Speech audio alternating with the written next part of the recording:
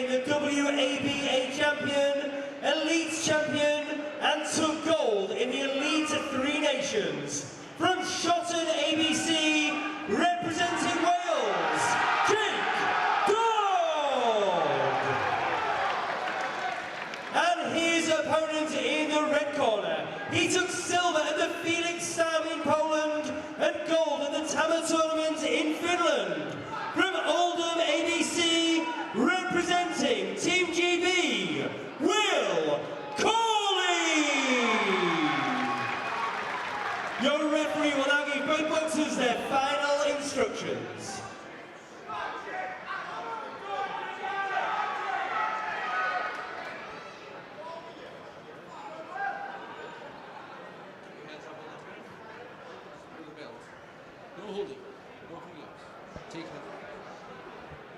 This is a flyweight contest scheduled for three 3-minute rounds.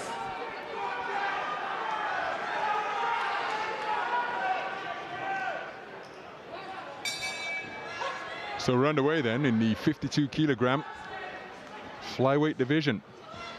Beautiful start to the contest by both boxers, being contested by boxers representing Wales and Great Britain. The boxer wearing blue, the more compact figure who is bustling forward on the front foot, is Jake Dodd, reigning Three Nations champion from earlier this summer, the 2019 Welsh champion from earlier this year as well. His opponent is representing Great Britain, and that is Will Cawley from Oldham Boxing Club. Contrasting styles, beautiful right uppercut, left hook from Cawley, who's remaining very composed under fire. He's being forced to take the long way around the boxing ring, but an aggressive start over the front foot from Jake Dodd, who's going in pursuit of his man and looking to land big punches to both body and head. Left hook is a nice shot, catching the retreating Cawley by Dodd. But again, Cawley remaining very composed indeed in the face of this front foot pressure being applied by the Welsh boxer. Yeah, I'm just reading some of our notes here, and I see that Cawley won the Tama tournament. Now, the Tama tournament is a really tough tournament out in Finland, so he's got the experience, he knows what it's like boxing at this level, and he's picking his shots lovely, head, body, all different types of angles, and his reflexes are really good as well. Not only did he win the Tama tournament to come away with a gold medal, he was named the best boxer of the tournament. Beautiful double jab on the resumption from Cawley, and then a jab on the back foot as well. And the locals out there were calling him Lama Cawley. You just saw an example of that pirouetting footwork in the pocket, remaining very cool under fire from Jake Dodd, who got through with a good left hand, right hand to the body, and then a left jab once again. So a two-phase attack being put together by Jake Dodd. But this one very much a case of bull and matador in the opening round. Yeah, I think Jake needs to go do the two phases a bit more, because he'll just be real calm and collective and just pick shots, you know, so you can't just rush at him. You got to go in phases and feints. You see Dodd trying to pin his man to the ropes, Cawley walking his way back to the space of center ring. Dodd coming forward with that right hand cocked, and he unloaded it just a few moments ago, but Cawley remaining composed and scoring with straight punches. He's had a bit more success there, Dodd. If you're going to try and stop him from moving, Cawley from moving, you've got to keep him to the ropes, like Chevron said. So you've got to limit the space that you give him and give him the options where you can throw a shot when you've got him where you want him. Yeah, I'd like to see him use his jab, back him up to the ropes, and when he gets to the ropes, unload a couple more combinations. That's good. Beautiful counter shot off the ropes though by Cawley. He felt his back touch the strands, and then he fired a right hand as Dodd was coming in. So the styles very much in evidence during the course of that opening round. Dave Alloway into the boxing ring, one of the GB coaches to give the instructions. His club coach, Eric Noy, is on the outside of the ring removing the mouthpiece. Yeah, that was a really good, great start to the round for Cawley. You're seeing some of his class there, and his reflexes were really good. Dodd couldn't get close, couldn't close him down. But then Dodd, towards the end of the round, settled into the round, and he got into it, and he put the pressure on, and he got him backed up towards the rope, where he didn't give him an option to be able to move. Yeah, as you said, I think Dodd started off a bit slow, but as he got to the end of the first round, he got Will up against the rope and he started firing off a few more shots, you know. Colin Jones giving the instructions up there in the blue corner to the Welsh boxer, Jake Dodd. And that is the thing when you get to this level of boxing, high quality coaching is what you receive the benefit of all the time. They're coming from terrific club systems. And then when they get to the national level and the international level, they're then getting the benefit of a wider range of coaches as well, as Dodd pursuing his man relentlessly, trying to pin him in the corner, but Cawley again, he felt his back touch the ropes, claimed his man immediately and walked him back to the space of center ring. Now they're engaging in a trade at close range. But Cawley, his expression not changing, just trying to put space between himself and the onrushing Jake Dodd. But this is where Jake Dodd wants his man tied up against the ropes, and he'll look to unload to both body and head. Yeah, Jake just putting his head down and moving forward and not giving him any space and time and getting him as close to the ropes as he can. And he's not scared to take a few shots to land a good one. Yeah, I'm not sure if that's the best tactic though, but I do think Jake started this round very well. Well, Will Cawley is finding himself in trouble now because referee Ravi Rai has removed a point for careless use of the head. So a notable incident here in round number 2. That, again, spurs on Jake Dodd, who is going in pursuit of his man with serious intensity because he knows that barring something spectacular, he's probably going to concede this round, because even if he were to win it 10-9 on the judges' scorecards, that 1 point would be removed in the final analysis. So he can do no more than take a share of this round at 9-9, but he would have to dominate from here on in. And he's trying to do just that, letting both hands go. That's a cracking right uppercut, twice on the inside, landed by Jake Dodd. Will Cawley trying to keep his composure. Jake Dodd trying to make him become disorganized. I think this is great tactics from Jake. You know, he started off a little bit slow, but he's picked it up really well. Well, there was a beautiful left uppercut landed on the inside by Cawley, but then there's a right uppercut in response again from Jake Dodd. So Ravi Rai just reminding Will Cawley that he's to punch correctly and not slap. And Jake Dodd onto the front foot once again, trying to pin Will Cawley to the ropes. Left uppercut is an effective punch once more from the boxer in red. Then he goes downstairs to the body. Jake Dodd landing with a left uppercut and then a jolting left jab, catching Cawley as he was retreating. Cawley with a furtive glance to the clock beyond the perimeter of the boxing ring. Beautiful right hand to the body landed by Dodd, and then a pile driving right hand over the top. The action heating up in the closing seconds of round number 2.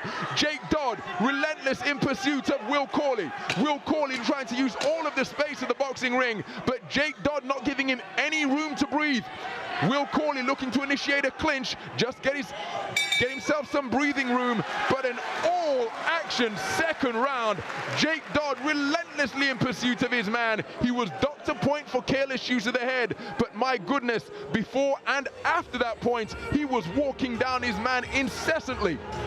Yeah, he did a great job, and I think the referee taking a point off of Jake kind of activated him, you know. In my opinion, I would have given Jake that round. Me too. I thought he worked really well. He worked hard. He was throwing some beautiful uppercuts, probably hit him with about 5 on the spin, but then Cawley was countering him with a hook. So for every uppercut he was throwing, he was getting caught with the hook on the way out. But for me, he won that round. But obviously the big telltale point was the point taken off. While Colin Jones just instructing him with the head movement that he wants him to demonstrate. Both boxers up early off their stall to begin round number 3. After a scintillating second round, the third and final round is underway. Jake Dodd, the boxer in blue, the reigning Welsh national champion,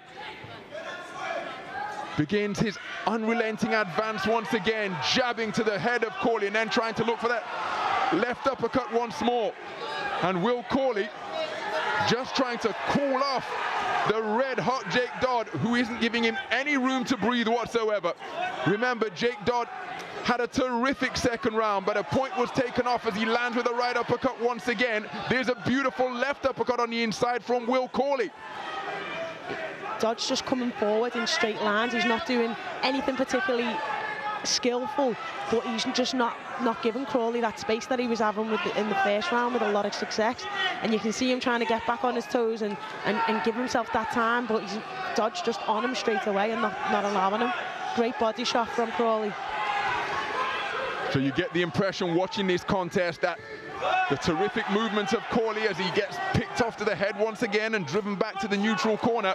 You just get the impression, even though Will Cawley is adept in all facets of boxing, that he is being forced to fight Jake Dodd's fight here, as Jake Dodd lands with a terrific right hand to the body and continues to burst away from both flanks to both body and head.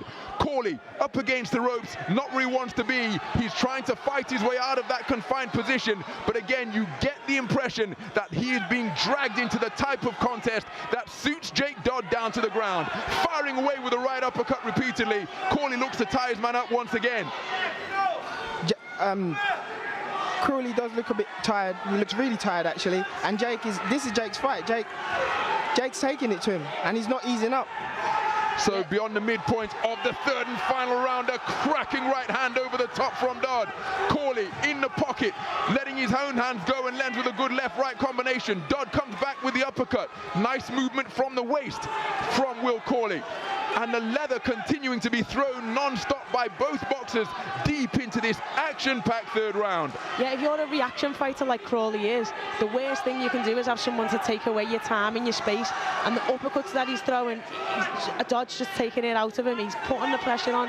He's not giving him a room for anything. You can't even get a breath, and that's not what Cawley's fight's all about. He likes to take his time, he likes to pick his shot, and he's just not allowing him that time and space. Final 30 seconds of this contest as Dodd planting his feet, biting down on his gum shield and looking to crowd Jake Cawley once again. There's another roundhouse right which wasn't too far of the mark. Will Cawley still in search of quality on the inside, looking to pick his punches. But Jake Dodd is relentless, not giving his man any room to breathe. There's the 10-second clapper. It's barely audible in this cauldron of an atmosphere here at the English Institute of Sport. And as is customary, it is Jake Dodd who ends the contest on the front foot. Both boxers raise their arms immediately. And what an intriguing contest we have here. How will the 5 scoring judges see this one? Because Will Cawley boxed terrifically in the opening round. Then we had a strong start to the second round by Jake Dodd. He was then docked a point from the referee Rafi Rai for careless use of the head.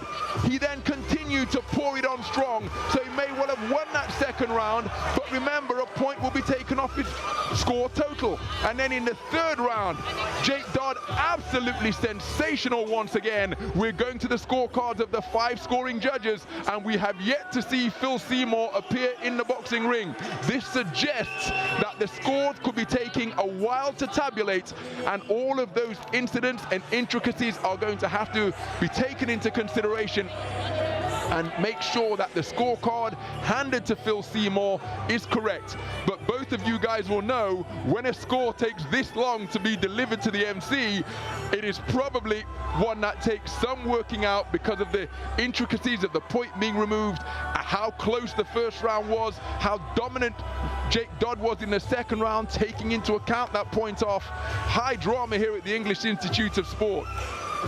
Very close. It's a very close fight. Who do you go for? Well, we're about to find out. Referee Phil Seymour is finally up in the neutral corner with the all-important scorecard. Let's go to the MC now and get the verdict at the conclusion of that absolutely pulsating 52-kilogram flyweight final. Ladies and gentlemen, before we announce the result, can you please put your hands together for both boxers?